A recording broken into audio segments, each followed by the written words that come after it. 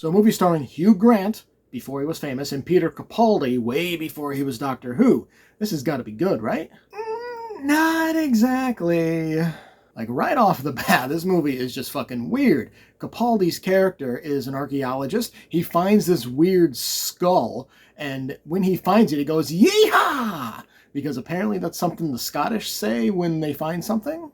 Also, there's one scene where the girl that owns the boarding house or hotel or whatever it is that he's staying at, like they're going out, and then she gets startled by a car, and she says, "Oh, when a car is driving by without its headlights, it scares me." But the car did have its headlights on. Granted, they were green for some reason, but they were on. Also, this girl is one gigantic red flag. Not only did her parents go missing, but her boyfriend committed suicide, which, I mean, that's horrible. That sucks. But maybe stay away from her. She might be a little out there. But the weirdness really takes place when the snake woman, she spits like venom on a crucifix, and then when somebody sees it, she goes to wipe it off, and instead she gets a vision. It's like, ooh, a vision. Okay, we're going to see what's going on here. But it makes absolutely no sense because there's a guy crucified, and wrapping around him is this giant white snake. Not a white worm, a white snake.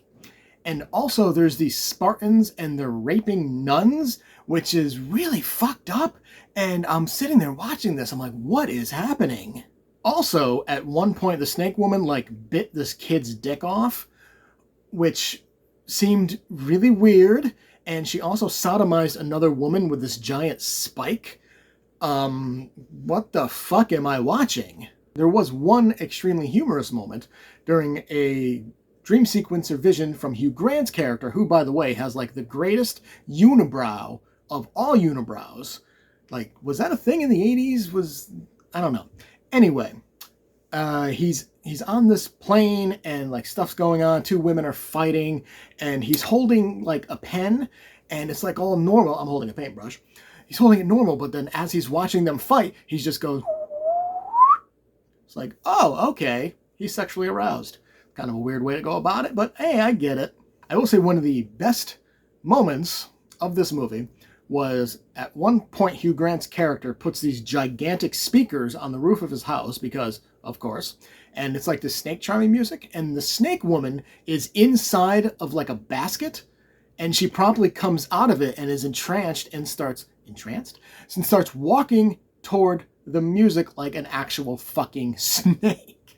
It is ridiculous, but at the same time, it's kind of awesome. Though to continue the weirdness, the woman, she is bitten by her mother, who shows up out of completely nowhere, and when she's bitten, she has a vision of people with very pointy, spiky dicks, and again, it's like, what is happening here? Very confusing. And then there's the climax, which the snake woman now all of a sudden is completely naked and painted blue for some reason, and she has a giant spiky strap-on attached to her, and she's about to feed another woman to the gigantic snake, which, again, a snake, not a worm.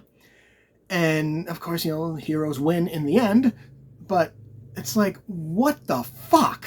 Right off the bat, the lair of the white worm, it's a snake, not a worm. Not really sure why it was named that, but I think it was based off of a Bram Stoker book, I think.